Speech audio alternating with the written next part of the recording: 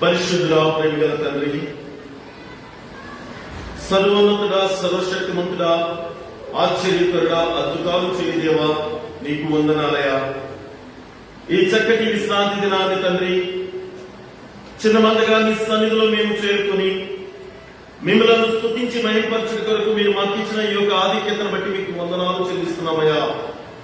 తండ్రి, అనేక మంది బిడ్డలు చూడలేకపోయినటువంటి ఈ యొక్క సమయాన్ని తండ్రి, ఏ యోగ్యత లేకున్నాను నాయన, ఏ మంచి మాలో లేకున్నాను మా ప్రభువా, మీ యొక్క ఉచితమైనటువంటి కృప ద్వారా మీరు మమ్మల్ని పిలిచి నీ సన్నిధిలో మీ సాక్షులుగా నిలవబెట్టినందుకు మీకు వందనాలు చెల్లిస్తూ, గొప్ప దేవా, నీవు మా ఎడల చేసిన అనేకమైన మేలులను బట్టి మీకు కృతజ్ఞతాస్తుతులు చెల్లిస్తుండగా తండ్రి, మీరే ఈ యొక్క ఆరాధనకు యోగ్యుడుగా ఉండి తండ్రి మమ్మలను మా ప్రభు మీ ఆత్మతో నింపి మీరే మహిమ ఘనత పొందమని, మరి ముఖ్యంగా మా ప్రభువా చేరవచ్చిన ప్రతి ఒక్క బిడ్డను దీవించి ఇంకనూ రావాల్సినటువంటి బిడ్డలను సకాలంలో మీ సన్నిధికి నడిపించుకోమని మీ ప్రియకుమారుడు మా రక్షకుడైన యేసు క్రీస్తు నామమున అడిగి వేడుకుంటున్నాము తండ్రి, ఆమేన్.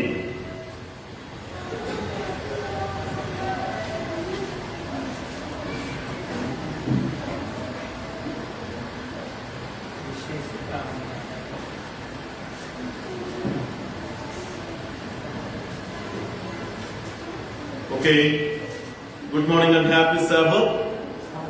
ప్రభునందు ప్రియ దేవునికి విశ్వాసులారా, ప్రభునామను మీ అందరికీ విశ్రాంతి దిన శుభాకాంక్షలు తెలియపరుస్తూ మిమ్మల్ందరికీ కూడా ప్రేమపూర్వకంగా ఈ యొక్క ఆరాధనకు ఆహ్వానిస్తున్నాను. అందరూ బాగున్నారు కదా?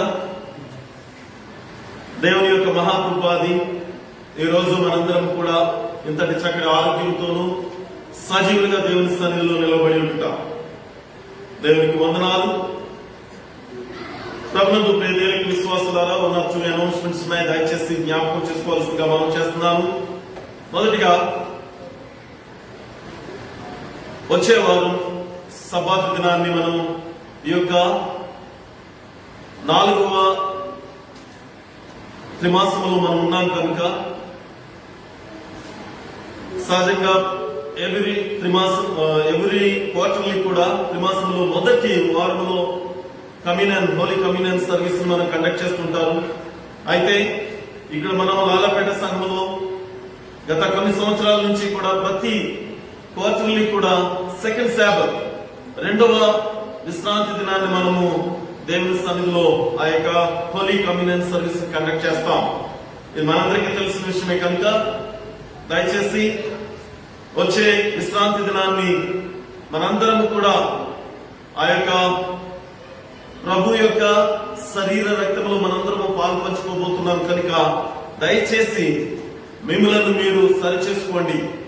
మిమ్మలను మీరు దేవునికి సమర్పించుకొని, ప్రభా నేను పాపిని, నా ఎడల నీవు చేసిన అనేకమైన మేలులను బట్టి తండ్రి నన్ను సరిచేయ, నన్ను నేను నీకు సంపూర్తిగా సమర్పించుకునేటువంటి ధన్యత నాకు దయచేయ అని ప్రార్థనా పూర్వకంగా ఆ యొక్క కార్యక్రమంలో పాల్పంచుకోవాల్సిందిగా మనం చేస్తున్నాను. కనుక ఆ యొక్క హోలీ కమ్యూనియన్ సర్వీస్ లో ప్రతి క్వార్టర్లీ మనం ఏ రీతిగా అయితే పార్టిసిపేట్ చేస్తామో పోట్లకి లంచ్ ఏర్పాటు చేసుకుంటాం, అది మనందరికీ తెలిసిన విషయమే.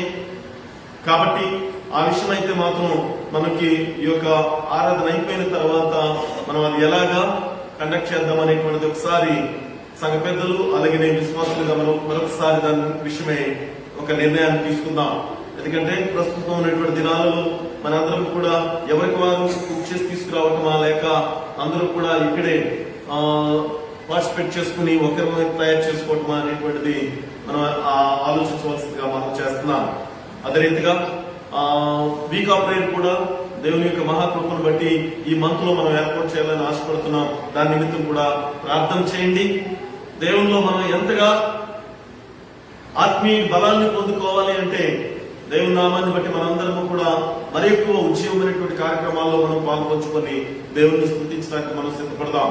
దయచేసి ఆ రీతిగా ప్రార్థన చేయవలసిందిగా మనం చేస్తున్నాను. అలాగనే ఈ నెలే వచ్చే విశ్రాంతి దినానికి ముందు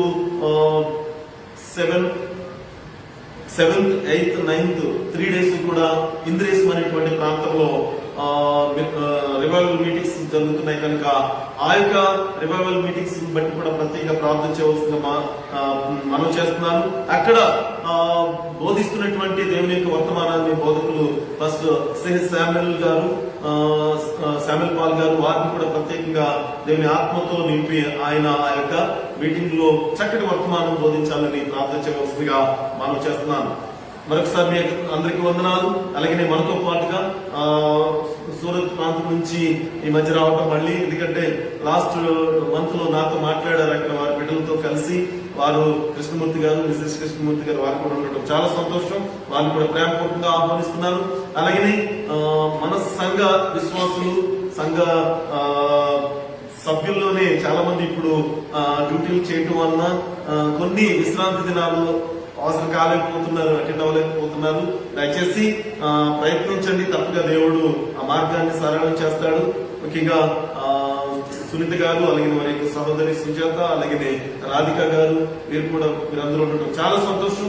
మిమ్మల్ని కూడా ప్రేమపూర్వకంగా ఈ యొక్క ఆరాధనకు ఆహ్వానిస్తున్నాను. దేవుడు మిమ్మల్ని దీవించి ఆశీర్వదించును గాక.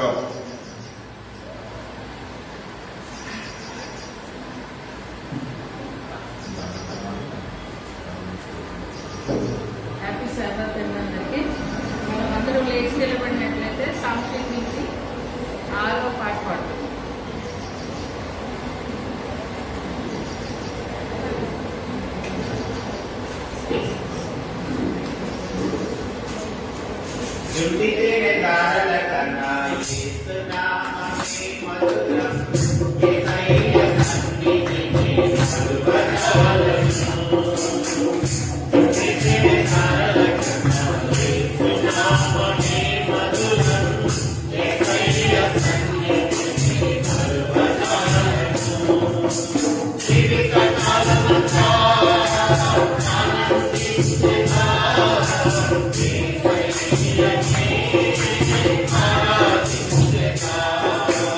Give it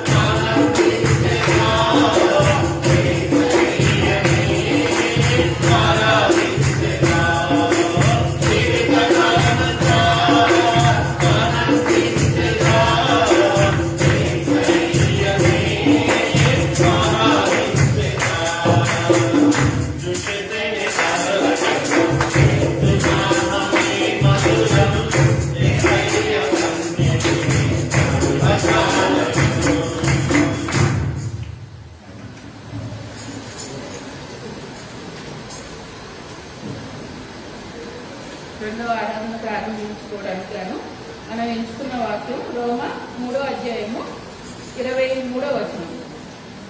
ఏ భేదమును లేదు, అందరూ పాపము చేసి దేవుడు అనుగ్రహించు మహిమను పొందలేకపోతున్నారు. ఈ వాక్యం దేవుడి గురించి ఆశీర్వదించింది. అలాగే ప్రార్థన చేసుకుందామండి. పరిశుద్ధుడా ప్రేమ గల మా తండ్రి, నీకు వందనాలు, స్తుతులు స్తోత్రాలు చెల్లిస్తున్నాను. ఘనమైన నా దేవా, నీకు ఏమిచ్చి కూడా మేము రుణం తీర్చలేము ప్రభువా. నాకు మరి ఒక దినము మమ్మల్ని అందరినీ కూడా నీ సన్నిధికి తీసుకుని వచ్చారు. నా తండ్రి, నీకు వందనాలు, స్తుతులు స్తోత్రాలు ప్రభువా. నాయనా, నువ్వు లేకపోతే మేము లేం ప్రభువా. నాయనా, నీకేమిచ్చి కూడా నా తండ్రి మేము రుణం తీర్చలేము తండ్రి. ఇప్పటి వరకు జరిగిన కార్యక్రమం అంతటిలో కూడా మీరు ఉన్నారని, మీరు మా మధ్యనే నివసిస్తున్నారని మేము నమ్ముచున్నాం ప్రభువా. నా తండ్రి, నీకు వందనాలు నాయన. అలాగే 2వ వారానికి నా తండ్రి నాయన మేము నడుస్తుండగా ప్రభువా, నా తండ్రి మీరు తోడై ఉండండి. అలాగే పాస్టర్ గారు వాక్యం చెప్తుండగా ఆయన మమ్మల్ని అందరినీ కూడా నా తండ్రి వాక్యంతో బలపరిచి స్థిరపరచమని ఆయన నీ యొక్క పాదాలకు వేడుకొంచున్నాం ప్రభువా. నా తండ్రి, నీకు వందనాలు, స్తుతులు స్తోత్రాలు చెల్లించుకుంటూ మరి ఒకసారి నువ్వు చేసిన మేలు దేన్ని కూడా మరువక నా తండ్రి నీకు కృతజ్ఞతాస్థుతులు చెల్లించుకుంటూ యేసయ్య అతి శ్రేష్టమైన నామంలో అడిగి వేడుకొంచు ప్రార్థిస్తున్నాం తండ్రి. ఆమేన్.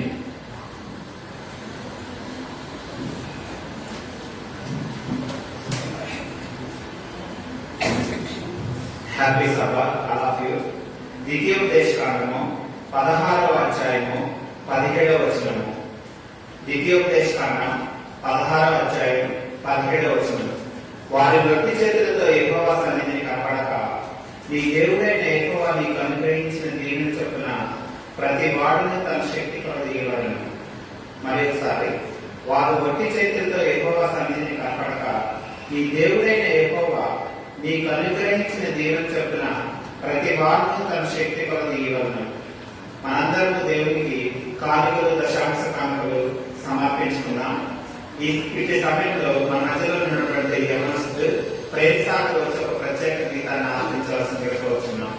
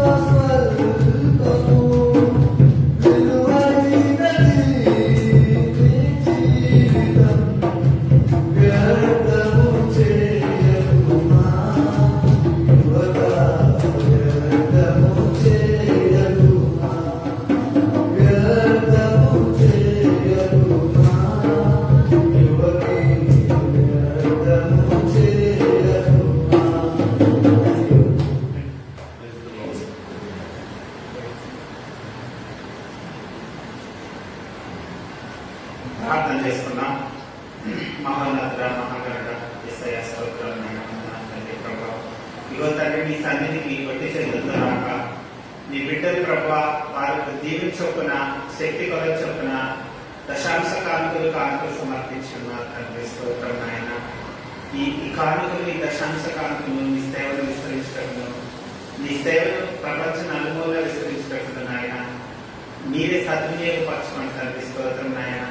ఎంతమంది అయితే రావాల్సిన వాళ్ళందరినీ త్వరగా అర్పించి వారికి కూడా నీ జీవనంలో ఇచ్చిన వారికి ఇవ్వని వారికి కూడా మెండుగా కుమారించమని యేసయ్య విధంగా పద్మాలు పెట్టుకుంటున్నాం తండ్రి. ఆమేన్.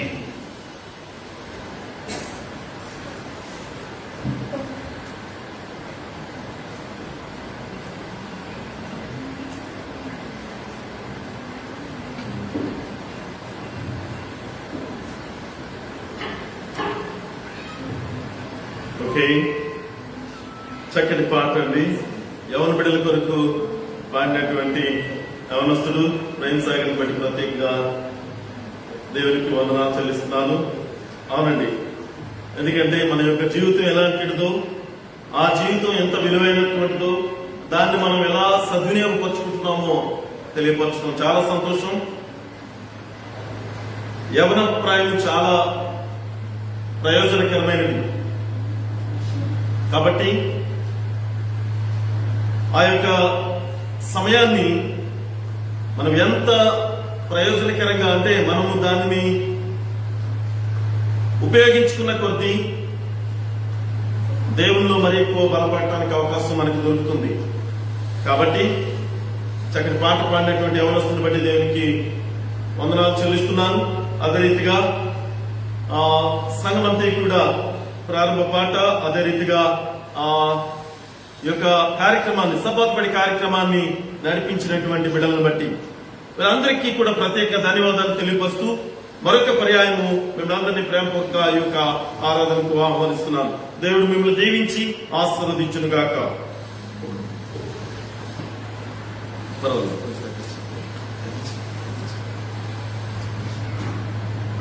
ఓకే, సమయంలో దేవుని యొక్క పరిశుద్ధ లేఖనాన్ని ధ్యానం చేద్దాం. చదవబడినటువంటి వాక్యము రోమీయులకు రాసిన పత్రిక 3వ అధ్యాయము 23వ వచనం. అనేక మార్లు మనం ఈ యొక్క వచనాన్ని చదువుతూనే ఉంటాం.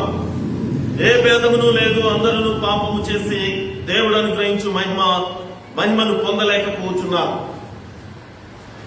దీనిని బట్టి మనం ఆలోచిస్తే ఇందులో ఏ విధమైనటువంటి వ్యత్యాసం లేదు. మనము దేవుని యొక్క ఆ యొక్క స్వరూపము, మహిమ అనే మాటను బట్టి మనం ఆలోచిస్తే దేవుని యొక్క స్వరూపాన్ని మనం కోల్పోతున్నామట. ఓకే అండి. అయితే ఈ యొక్క ప్రతి ఒక్కరు కూడా ఆలోచించే విధానం ఎలా ఉంటుందో ఒకసారి మనం ఈ రోజు జ్ఞాపకం చేసుకుందాం. అందరూ కూడా ఏమని తలస్తారు? మీలో చెడ్డవారు ఎవరైనా ఉన్నారా అంటే చేయొద్దండి, అంటే ఎవరైనా ఒకసారి చేయొద్దండి. దాని అర్థం ఏంటి? అందరము మంచివారు, అందరూ నీతిమంతులు అనే కదా. ఓకే, ఈ ప్రసంగం అంతా విన్న తర్వాత నేను పాపిని అండి ప్రభా, దేవుని సన్నిధిలోనే మనం మొరపెడతాం. ఇప్పుడు అయ్యా నేను పాపిని, నేనే పాపం చేశాను అని అర్థమైందండి. ఎందుకంటే ఇప్పుడు కనుక ప్రారంభంలో మీలో చెడ్డవారు ఎవరు, మీలో ఎవరు పాపులు అంటే ఎవరు చేయొద్దాం అంటే అర్థం ఏంటి? నేను పాపిని కాదు, నేను చెడ్డవారిని కాదు అని. సహోదరి సహోదరుడా, అది ఆ మనస్సు మనకు ఉన్నది కాబట్టి మనము క్షమాపణకు యోగ్యులము కాలేకపోతున్నామట. అది చాలా ఘోరం అనమాట. ఏమని వస్తుంది మనకి? నేను పాపిని కాదు. పాపిని కానప్పుడు నీకు ఇంకా క్షమాపణ ఎందుకు? నువ్వు రోగివి కాదు అన్నప్పుడు నీకు ఇంకా ట్రీట్మెంట్ ఎందుకు? అర్థమైంది కదండి. ఎవరైతే నేను రోగిని అనుకుంటాడో, ఎవరైతే బలహీనంగా ఉన్నాడో వారికి మాత్రమే వైద్యం అవసరం. కాబట్టి ఇక్కడ అందరం ఏమనుకుంటాం, మనం సంపూర్ణమైన ఆరోగ్యంతో ఉన్నాను, నేను నాలో ఏ రోగము లేదు, ఏ పాపము లేదు, మరి ఇంకెందుకు నీకు పాప క్షమాపణ? అందుకే దొరకట్లేదు, అందుకే మనం యోగ్యులు కాలేకపోతున్నాం. కనుక ప్రియ సహోదరి సహోదరులారా, ప్రతి ఒక్కరూ కూడా నీతిమంతులుగా తీర్చబడటానికి మొట్టమొదటిగా మనకు ఉండాల్సినటువంటి ఆ యొక్క గుణం ఏంటంటే, నేను నిస్సహాయకుడిని, అంటే నాలో ఏ విధమైనటువంటి బలం లేదు, ఏ విధమైనటువంటి మంచి లేదు, నేనేమీ చేయలేనటువంటి వాడిగా ఉన్నాను. ఎందుకంటే నన్ను నడిపిస్తున్నది, నన్ను ఆదరిస్తున్నది, నన్ను బలపరుస్తున్నది నా తండ్రి అయినటువంటి దేవుడు అని నువ్వు ఎప్పుడైతే విశ్వసిస్తావో అప్పుడే నీలో నీతిమంతుడిగా తీర్చబడటానికి, నీతిమంతురాలుగా తీర్చబడటానికి ఒక మార్గము సరళమవుతుంది. అందరూ ఏమంటారంటే మీలో ఎవరు పాపం అంటే ఎవరు ఒప్పుకోం, అందుకే అంటున్నాం. కానీ పాస్టర్ గారు ఏంటి అందరూ పాపం చేశారని ఒక ట్యాగ్ పెట్టాడు ఏంటి అనుకుంటున్నారు ఇక్కడ. మరి ట్యాగ్ పెట్టడం కాదండి, నిజమా కాదా చూద్దాం. వాక్యంలోనే మనం చూద్దాం, వాక్యం బట్టే మనం చూడగలం. ఎందుకంటే మనకు ఒక హోప్ అనేటువంటిది ఎప్పుడు వచ్చింది, నిరీక్షణ ఎప్పుడు కలిగింది మనకి? ఎలా కలిగింది మనకి నిరీక్షణ? 2020 సంవత్సరాల క్రితం యేసయ్య తను తాను రిక్తునిగా ఈ లోకానికి తగ్గించుకొని ఒక శరీరధారిగా వచ్చి ఆయనలో ఏ పాపము లేదు అని అక్కడ ఉన్నటువంటి అధికారులందరూ చెప్తుంటే, అంటే ముందు నుంచి పరిశుద్ధ లేఖనాలను, ప్రవక్తల యొక్క ప్రవచనాలను విని దేవుని యందు భయభక్తులు గల వారు చాలా మంది విశ్వసించారు. కానీ విశ్వసించని వారి గురించి చెప్తున్నాం ఇక్కడ. ఏమని? అక్కడ ఉన్నటువంటి నాయకుడు చెప్తున్నాడు, ఈయనలో నాకు ఏ పాపము కనబడట్లేదు అని. కాబట్టి అప్పుడు మనకు ఒక నిరీక్షణ వచ్చింది, ఓ ఈయన వచ్చింది పాపినైనా నన్ను రక్షించడానిక. ఎప్పటికైనా ఒప్పుకుంటామా పాపిని అని? ఒప్పుకోమేము. ఆయన నేను వచ్చినది ఎవరి కొరకు వచ్చాను అంటాడండి, పాపుల కొరకే నేను వచ్చాను అని ఆయన ఎప్పుడైతే ఆ మాట చెప్పి మనందరి కొరకు ఆయన విలువైనటువంటి రక్తాన్ని చిందించారో అప్పుడు ఒక నిరీక్షణ మనకు కలిగింది. ఏ గొర్రె మేకల యొక్క రక్తం గాని, ఈ లోక సంబంధమైనటువంటి వ్యక్తుల ద్వారా గాని రక్షణ నాకు కలగదు. మరి ఎవరి నామాన్ని కూడా నాకు రక్షణ దొరకదు. క్రీస్తు యొక్క నామాన్ని, ఆయన యొక్క పరిశుద్ధ నామాన్ని మాత్రమే నాకు రక్షణ కలుగుతుంది అని విశ్వసించారు. అప్పటి నుంచి ఆ నిరీక్షణ కలిగింది. కాబట్టి ఇప్పుడు మనం ఎలాగా సిద్ధపడి ఉండాలంటే, నేను నిస్సహాయుణ్ణి, నాకు ఒక నిరీక్షణ అనేటువంటిది లేనటువంటి స్థితిలో నాకు ఒక ఆదరణ దేవుడు నాకు ఇచ్చాడు అని నువ్వెప్పుడైతే నేను పాపిని అని గుర్తిస్తావో అప్పుడే నిన్ను క్షమాపణకి మార్గము సరళమవుతుంది. నిన్ను నీతిమంతుడిగా నీతిమంతురాలుగా తీర్చడానికి ఒక మార్గం సరళమవుతుంది. అంతే తప్ప నేను నీతిమంతుడిని అనుకుంటే ఇంకా నీకు అవసరమే లేదు. కానీ నీతిమంతుడు కాదో చదవబడినటువంటి వాక్యమే మనకి బయలుపరచబడింది. ఏంటది? ఏ భేదమును లేదు, అందరూ పాపము చేసి దేవుడు అనుగ్రహించు మహిమ పొందలేకపోతున్నారు. అది అంత స్పష్టంగా పరిశుద్ధ లేఖనం మనకి బయలుపరచబడుతుంది. కానీ నేను పాపిని కాదు అంటున్నావు. సహోదరి సహోదరుడా, ఇక్కడ దేవుని ఎరగని వారిని గురించి చెప్తున్న మాట ఇక్కడ. అంటే దేవుని ఎరగిన వారు ఉన్నారు చూసారు, అన్యులు అంటారు. ఆ పేరు పెట్టాం అందరికి, అన్యులు అనే మాట. మరి దేవుని ఎరిగిన వారు సహజంగా అయితే ఆది కాండం నుంచి మనం చూస్తే దేవుని ఎరిగిన వారు, దేవుని బిడ్డలు ఎవరంటున్నాం? యూదులు కదా. యూదులు ఏమనుకుంటున్నారంటే, నేను దేవుని కుమారుని కుమార్తెను, నేను దేవుని ఎరిగి ఉన్నాను, దేవుని కుమారుని అయితే నేను ఎలాంటి వాడిని? నా దేవుడు నీతిమంతుడు, నా దేవుడు గొప్పవాడు, మరి నేను కూడా గొప్పవాడినే, నీతిమంతురాలే. చాలా మంది యూదులు చేసిన పనే అది. కానీ ఏ భేదమును లేదు అంటున్నాడు. దయచేసి అది మాత్రం గుర్తుపెట్టుకోండి. ఆయన బిడ్డలుగా పిలువబడిన వారికి కూడా పాపమే ఉంది. కానీ ఆయన యొక్క ఉచితమైనటువంటి కృప, ఆ గ్రేస్ ఏదైతే ఉందో దాని వల్లనే మనము క్షమించబడుతున్నాం, రక్షించబడుతున్నాం. దేవుని యొక్క రాజ్యానికి వారసులు అయ్యే వరకు కూడా మనలో ఇంకా పాపపు బీజం ఉండనే ఉంది. దాన్ని విడిచిపెట్టడానికి, దాన్ని సరి చేసుకోవడానికి మనం సిద్ధపడాలి. కాబట్టి ఆ దేవుణ్ణి ఎరగిన వారి కంటే ఈ ఎరిగిన వారు ఏ మంచి వారని కాదని మేము మాలో ఏ మంచి నేను ప్రతిదీ కూడా చేస్తున్నాము అని చెప్పుకునేటువంటి వారందరికీ కూడా ఇక్కడ ఈ యొక్క హెచ్చరిక అన్నమాట. నేను ఎరగని వారని వారు ఖచ్చితంగా నేను దేవుని ఎరగలేదు, అనీతిమంతుడిని అనీతిమంతురాల్ని, నేను రోగిని, నేను పాపిని అని ఒప్పుకుంటున్నాడు. కానీ ఎరిగామని చెప్తున్నాం చూశారు, నేను దేవుని ఎరిగి ఉన్నాను, నేను నీతిమంతుడిని అని చెప్తున్నాను చూశారు, వారికి మాత్రమే ఇక్కడ ఆ హెచ్చరిక ఇస్తున్నాడు. ఏ భేదమును లేదు, అందరూ పాపము చేసి దేవుడు అనుగ్రహించి మహిమ పొందలేకపోతున్నా. ఇంకా నీవు చెప్పుకోవడానికి లేదు ఇక్కడ, నేను నీతిమంతురాలని నీతిమంతుడిని అని చెప్పుకోవడానికి లేదు. కాబట్టి ప్రియ సహోదరి సహోదరుడా, నీవే రీతిగా ఒకసారి ఆలోచించు. ఈ విషయంలో సరైనటువంటి అవగాహన లేక వేల కొలది ప్రజలు దేవుని బిడలమని చెప్పుకుంటున్నారే తప్ప, అర్థమైందండి? ఇందులో అవగాహన లేకే ఏమని చెప్పుకుంటారు తెలుసా? నేను దేవుని కుమారుని కుమార్తెను, దేవుడు నాతో మాట్లాడుతున్నాడు, దేవుని యొక్క కుమారుడిగా కుమార్తెగా నేను ఎంతగా నేను ఆయన్ని మహింపరుస్తున్నానో అనుకుంటున్నాము.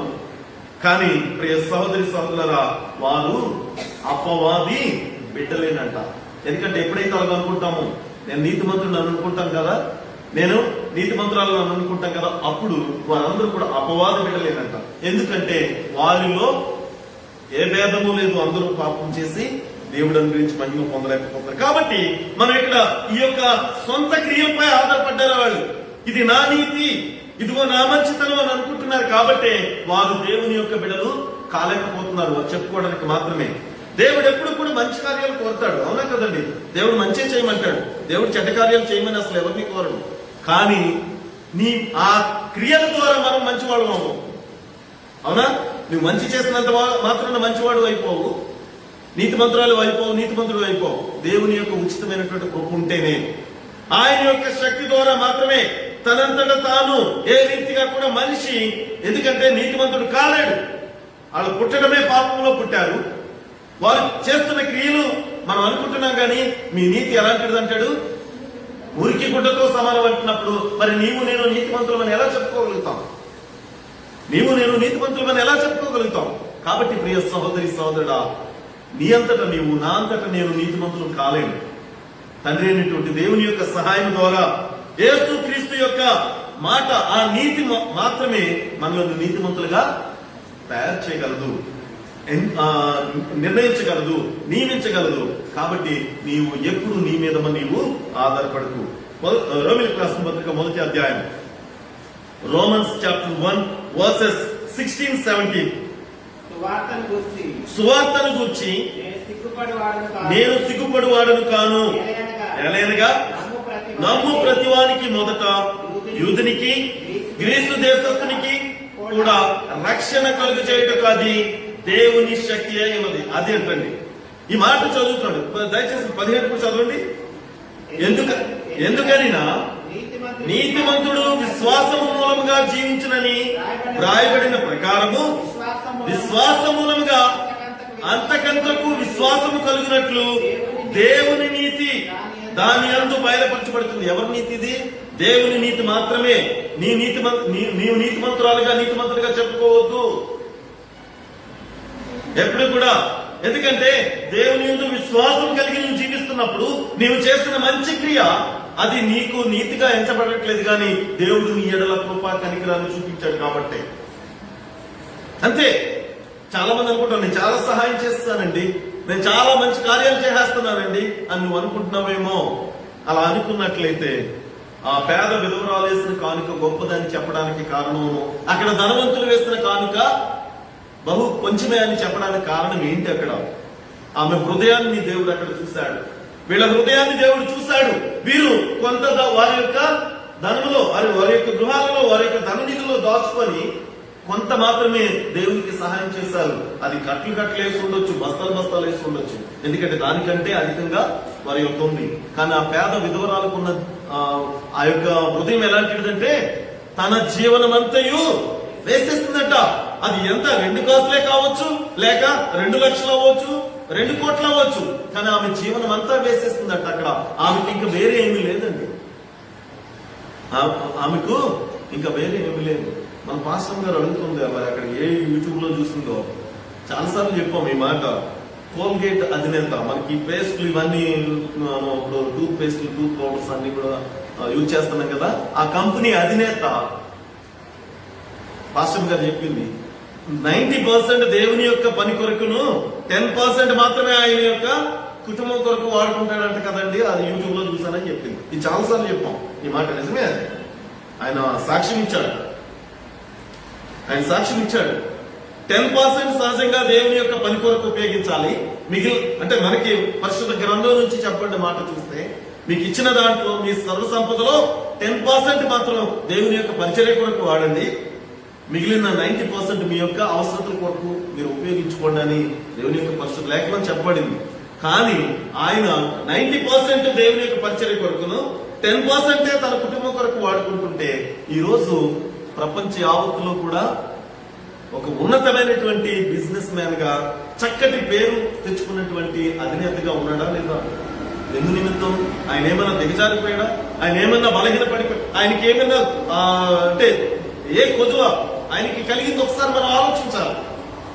దేవుని యందు భయభక్తులు కలిగి దేవుని యొక్క నామాన్ని మహింపరిచేటువంటి బిడ్డలు, దేవునిపై ఆధారపడినటువంటి బిడ్డలు ఎప్పుడు కూడా పేదవారు కాదు అంటున్నాడు దేవుని యొక్క పరిశుద్ధ వాక్యం. వారు పేదలు కాదటండి, వారు ఎప్పుడు కూడా ఉన్నతంగానే ఉంటారు, ఎప్పుడు ఆశీర్వాదాలకు యోగ్యులే అవుతారు వారు. కారణం వారు ఆధారపడింది దేవుని మీద, మనుషుల మీద కాదు. నీవెవరి మీద ఆధారపడుతున్నా ఒకసారి ఆలోచించండి. అందుకే ఇక్కడ దేవుని యొక్క పరిశుద్ధ వాక్యం ఎలా మనకి బయలుపరచబడుతుందంటే, మనము ఆయన నీతిని బట్టి, ఆయన యొక్క మాటలు బట్టే, ఆ మాటలే ఏంటది? మంచి మాట, సువార్త. సువార్త అనే మాట ఎన్నోసార్లు చెప్పాను నేను. సువార్త అంటే మంచి మాట, మంచి మాటలు, మంచి వార్త, మంచి మాటలు. ఏంటి ఆ మంచి మాటలు అంటే దేవుని యొక్క పరిశుద్ధ లేఖనంలో ఉన్న మాటలే. ఆ పరిశుద్ధ మాటలను బట్టి నీవు జీవించినప్పుడు దేవుని యొక్క నీతి నీకు సహాయం పడుతుంది. ఆయన నిన్ను నీతిమంతుడుగా సిద్ధపరుస్తాడు. అంతే తప్ప మనకి మనమే నేను నీతిమంతురాలు, నేను ఆ పాపము లేని వాడిని అని చెప్పుకునేటువంటి సాహసం మాత్రం చేయొద్దు ప్రియ సహోదరి సహోదరులారా. మన నీతి మంచి అంత విలువైంది కాదు, మన యొక్క మంచితనం అంత గొప్పది కాదు. కారణం ఏంటంటే దేవుని యొక్క సహాయం ఉండబట్టే ఈ రోజు ఫలానా సహోదరి దేవుని యొక్క పనిలో ఎంతగా వాడబడుతుంది, ఫలానా సహోదరుడు దేవుడు చక్కగా వాడుకుంటున్నాడు ఆయన యొక్క పనిలో అని చెప్పబడుతుంది తప్ప అది నీ యొక్క గొప్పతనము కానీ కాదు. కాబట్టి ఈ యొక్క మంచి సువార్త అంటే ఆ మంచి మాట, అలాగే నీతి అంటే దేవుని యొక్క మాట. దేవుని యొక్క మాటే నీతి. అలాగే విశ్వాసానికి ఒక మాట ఉందండి, గ్రీక్ భాషలో తర్జుమా చేసినప్పుడు విశ్వాసం అంటే చాలా మంది చెప్పి, విశ్వాసం అంటే ఏంటి? నమ్మటం అంటండి. అందుకే మనం విశ్వాసం కలిగి జీవించినప్పుడే ఆయన యొక్క నీతి మనకి సహాయం పడుతుంది, ఆయన మాటలు మనకి సహాయపడతాయి. కాబట్టి విశ్వాసానికి మరొక పేరే అది నమ్మటం అంటాం. మానవుల యొక్క స్థితి ఎలా ఉందో ఒకసారి ఆలోచిద్దాం. ఎందుకంటే ఇందాక నేను టాపిక్ నేమ్ పెట్టినప్పుడు అనుకున్నాను, నేను చాలా మంది క్వశ్చన్ చేస్తారు ఇది సహజంగా, అందరూ పాపం చేశారని పెట్టాడు ఈయన అంటే ఈ లెక్కని నీతిమంతులు మంచివాళ్ళు ఎవరు లేరా అని ఎవరికొకరికి కలుగుతుంది ఈ ఆలోచన. కలగదని నేను అన్నను, కానీ మన యొక్క స్థితిని మనము సరిచేసుకోవడానికి నేను ఆ నేమ్ పెట్టాను. కానీ ప్రియ సహోదరి సహోదరులారా, మనం ఎలా ఉన్నామో ఆ మాటలోనే ఇందాక చదవబడినటువంటి బైబిల్ టెక్స్ట్ రోమన్స్ చాప్టర్ 3:23 చదివాం. అందరూ పాపం చేశారు. మీరు అందుకని పరిశుద్ధ లేఖనంలో పెట్టబడిందని మరి మారుమనసు పొందిన వారు, దేవుని యందు భయభక్తులు కలిగిన వారు, వారందరూ కూడా మంచివారు కాదా, నీతిమంతులు కాదా అని మీరు అనొచ్చు అనమాట. కానీ ప్రియ సహోదరి సహోదరుడా, మన నీతి ఎంత భయంకరమైనటువంటి స్థితిలో ఉందో మనకు తెలుసు. దేవుని యొక్క మహిమను మనం కోల్పోతున్నామంటే అర్థం ఏంటో తెలుసండి. దేవుని యొక్క మహిమకు మాట అర్థం ఏంటంటే, మహిమ అంటే ఆయన యొక్క స్వరూపం అంటే. మరి ఆదికాండము 1వ అధ్యాయం మనం చూసినప్పుడు 26-27 వచనాలు ఏముంది? ఆదికాండం జెనసిస్ చాప్టర్ 1:26-27. దేవుడు మన స్వరూపం, తన కాదండి, మన స్వరూపము. ఎస్,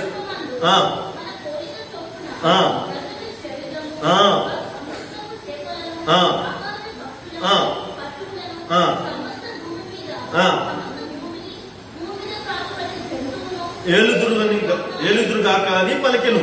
27 వచ్చి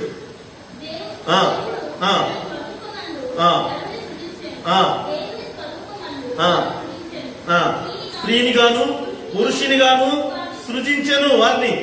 ఎంత గొప్ప మాట ఇక్కడైతే, ఆయన స్వరూపంలో నిర్మించబడినటువంటి మనందరము కూడా ఆయన మహిమ మనకు అనుగ్రహించాడు. ఆ మహిమని మనం ఎప్పుడు కోల్పోయామండి?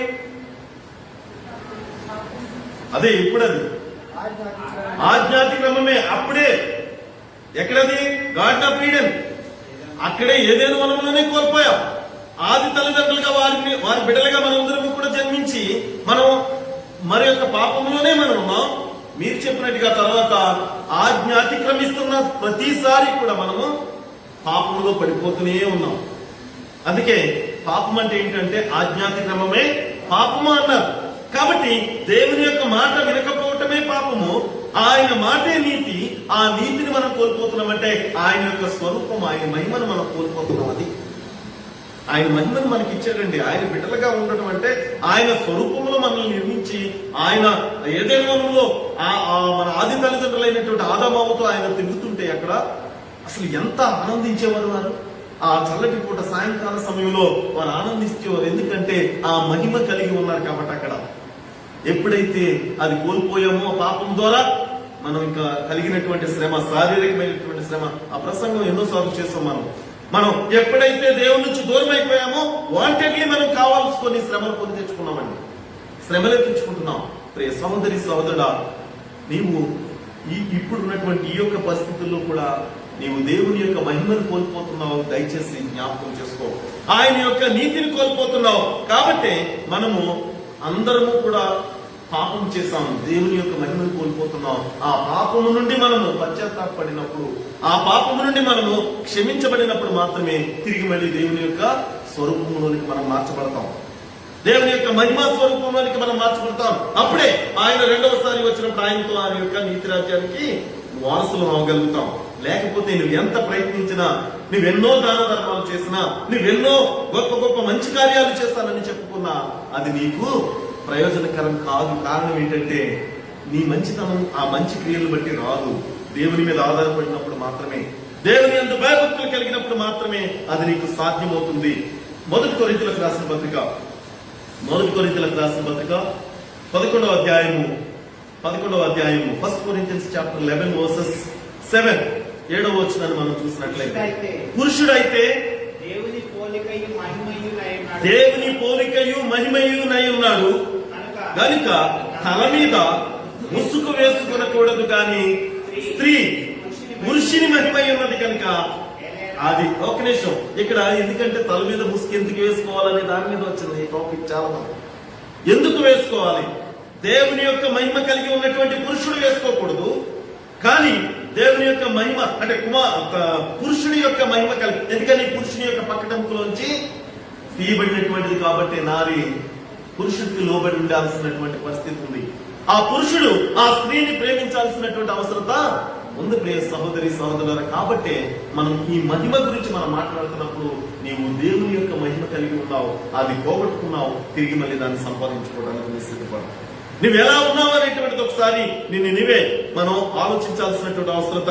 మనము తిరిగి దేవుని యొక్క మహిమను పొందడానికి మనం ఎప్పుడు కూడా సిద్ధపడాలి. ఆయన యొక్క స్వరూపాన్ని మనం పొందుకోవటానికి మనం సిద్ధపడి ఉన్నప్పుడు మాత్రమే అది మనకి సాధ్యమవుతుంది. ప్రియ సహోదరి సహోదరులు, ఎంతమంది గత రాత్రి నేను ఒక టాపిక్ తో మాట్లాడాను. మన వీక్ ఆఫ్ ప్రేయర్ జరుగుతుంటే సికింద్రాబాద్ స్కూల్, మన సెవెంత్ డే అడ్వెంటిస్ట్ స్కూల్లో అందులో ఇవ్వబడినటువంటి మాట ఫర్గివ్నెస్, క్షమించటం, రీకన్సిలేషన్, సమాధాన పడటం. ఈ రెండిట్ల మీద మనం అక్కడ టాపిక్ తీసుకుని మాట్లాడుతున్నారు. ప్రియ సహోదరి సహోదరులారా, క్షమించడం అనే ఆ యొక్క సందర్భం వచ్చేసరికి ప్రతి ఒక్కరు చెప్పేది ఎవరి గురించి అంటే చెడ్డవారి గురించే, లేకపోతే ఎవరో అన్యాయం చేసిన వారి గురించే మీరు క్షమించండి అని చెప్తాం. వారిని క్షమించండి క్షమించండి క్షమించండి అని. సరే, మంచిదే, వారిని క్షమించడం గురించి ఆలోచిద్దాం. కానీ మొట్టమొదట నీ స్వకీయులైనటువంటి 1 తిమోతిలో అదే టెక్స్ట్ నేను తీసుకున్నాను ఈ టెక్స్ట్ గా. 1 తిమోతికి రాసిన పత్రికలో నీవు ఏ రీతిగా అంటే ఎవరిని నువ్వు ఆదరిస్తున్నావు, నువ్వు ఎవరితో నీవు సఖ్యతతో ఉంటున్నావు ఒకసారి ఆలోచించు. దయచేసి 1 కొరింథీయులకు రాసిన పత్రిక 5వ అధ్యాయం 8వ వచనం. 1 Corinthians chapter 5. స్వకీయులను ఆ, విశేషంగా తన ఇంటి వారిని ఆ, సంరక్షింపకపోయిన ఎడల ఆ. వాడు విశ్వాస త్యాగం చేసిన వాడై ఆ. అవిశ్వాసి అవిశ్వాసి కన్నా చెడ్డవాడై ఉండునట. అంటే ఇక్కడ అర్థం ఏంటి? నీ స్వకీయులను కూడా నీవు క్షమించకపోయి ప్రేమించకపోతే నువ్వు చెడ్డవారిని క్షమించడం పక్కన పెట్టు, ఆ తర్వాత ఆలోచిద్దాం. మొట్టమొదట అసలు నీ యొక్క రక్త సంబంధికుల్ని, నీ యొక్క కుటుంబ సభ్యులను కూడా నీవు క్షమించలేకపోతే నువ్వు ఎలాంటి వాడవట? అవిశ్వాసి కన్నా చెడ్డవాడివి.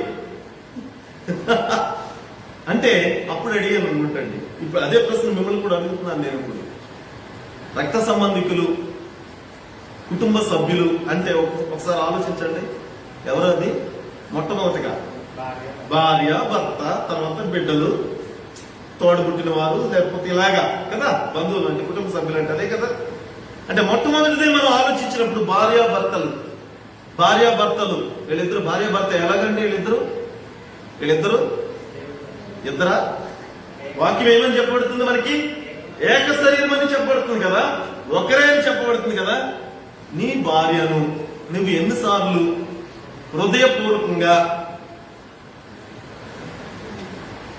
fill in the blanks క్షమించగలిగావు? ఎందుకంటే మళ్ళీ వేరే మర్మాలు రావద్దు ఇక్కడ. నీ భార్యను నీవు హృదయపూర్వకంగా ఎన్ని మార్లు నువ్వు క్షమించావు? నీ భర్తను నువ్వు ఎన్ని మార్లు హృదయపూర్వకంగా క్షమించావు? ఒకసారి ఆలోచించండి. ఎందుకంటున్నానంటే ఇక్కడ మనం ఆలోచిస్తున్నప్పుడు దేవుని యొక్క పరిశుద్ధ వాక్యం చెప్పబడుతున్న రీతిగా నీవు నేను కూడా ఎవరెవరి కోసం ఆలోచిస్తున్నాం, కానీ మనం ముందుగా మన యొక్క స్వకీయులుగా, మన యొక్క బంధువులుగా, మన రక్త సంబంధికులుగా వారితో మనం ఎలాగుంటున్నాం ఒకసారి ఆలోచించాలి. వారి ఎడల నువ్వు ఏ రీతిగా జీవిస్తున్నావు? హృదయపూర్వకంగా వారిని క్షమించావా ఈ రోజన్నా? ఎందుకంటే కుటుంబంలో కలతలు రాకుండా ఉండదు. ప్రతి కుటుంబంలో ఏదో కలత, అపవాదు సృష్టిస్తూనే ఉంటాడు. కానీ మరి నువ్వు ఏ రీతిగా ఉన్నావు ఒకసారి ఆలోచించు. ఏ రీతిగా ఉన్నావు? క్షమించానని చెప్తావు, మళ్ళీ ఏదో సందర్భం వచ్చిందంటే మళ్ళీ అదే టాపిక్ ని గుర్తు చేస్తావు. ఎందుకంటే ఇక్కడ అందరం పెళ్లిళ్ళు అయిన వాళ్ళు ఎక్కువ మంది ఉన్నాం. అందరికీ తెలుసు, ప్రతి కుటుంబంలో ఎదురై ఉంటుంది ఈ సమస్య. ఆ సందర్భం ఎలాగంటే క్షమించాను అంటావు, కానీ మళ్ళీ ఏదో సమస్య వచ్చినప్పుడు మనం నువ్వు అలా చేసావు. ఇది క్షమిస్తే మళ్ళీ ఎందుకు అంటున్నావు ఆ మాట? క్షమిస్తే నీవు మళ్ళీ దాన్ని జ్ఞాపకం చేసుకోవు కదా. దేవుని యొక్క పరిశుద్ధ వాక్యం అదే మనకి తెలియపరచబడుతుంది. దేవుని యొక్క కుమారుడిగా, కుమార్తెగా అదే మనకి తెలియపరచబడుతుంది. మరి నువ్వేం చేస్తావు? నువ్వు ఏ రీతిగా ఉన్నావు ఒకసారి ఆలోచించు. దయచేసి యెషయా 43వ అధ్యాయము ఐజయా చాప్టర్ 43 వర్సెస్ 25 సారీ. నేనే ఆ, నా చిత్తానుసారంగా నీ అతిక్రమములను తుడిచివేయుచున్నాను. ఆ, నేను నీ పాపములను జ్ఞాపకం చేసుకున్నాను. ఆ, నాకు జ్ఞాపకం చేయము, ఆ. మనం కూడి వాదిద్దాము. ఏమంటాడు చూడండి, నేను నీ పాపములను జ్ఞాపకం చేసుకోను ఇంకెప్పటికీ కూడా. ఎవరి మాట చెప్తున్నారు? దేవుడు, తండ్రి అయినటువంటి దేవుడు చెప్తున్నప్పుడు ఆయన బిడ్డలుగా మరి నువ్వేం చేస్తావు? క్షమించానని చెప్తావు. ఎవరు చెడ్డవాళ్ళని క్షమించాలంట? ముందు బంధువులను క్షమించు, నీ రక్త సంబంధికులను క్షమించు, నీ భార్యను నీ భర్తలను క్షమించు ముందు. అవునే కాదంటారా? ఒకసారి ఆలోచించండి. వీరిని క్షమించు, వీరిని క్షమాపణ నీకు ఇవ్వవు వారికి, కానీ నువ్వు నీతిమంతుడిగా నీతిమంతురాలుగా ఏం చెప్తావంటే చెడ్డవాళ్ళని క్షమించండి. ఎక్కడున్నారు ఇంకా చెడ్డవాళ్ళు? నువ్వు క్షమించకపోవటమే చెడ్డతనం నీలో. దేవుని కుమారుడిగా మళ్ళీ క్షమించానని చెప్పి మళ్ళీ దాన్ని గుర్తు చేసుకోవటం చెడ్డతనం కాదా? వన్స్ నువ్వు క్షమించిన తర్వాత మళ్ళీ అదే క్షమించడం ఏమంటారు? ఇంకా తృప్తిపరిచేవేమో అక్కడ ఆ సమస్యను అలాగా పెరగనివ్వకుండా. కానీ నీ దేవుడు మాత్రం ఏం చేస్తున్నాడు? మరెన్నడూ కూడా నేను జ్ఞాపకం చేసుకోను, ఎందుకంటే నీ పాపాల మళ్ళీ ఎన్నడూ కూడా నేను జ్ఞాపకం చేసుకోను. సరే, కొంతమందికి ఉన్న బలహీనతలు అవి ఉంటాయి, వాటిని నువ్వు సరి చేసుకోకపోతే నువ్వు ఇంకా ఎవరిని క్షమిస్తావు? ఎందుకంటున్నానంటే నీవు నేను కూడా మరి ముఖ్యంగా భార్యాభర్తలు ఇద్దరు కూడా ఏక శరీరులు అని చెప్పాం. అలాగే మనం ఒకసారి దయచేసి వచ్చిన ఎఫెసీలకు రాసిన పత్రిక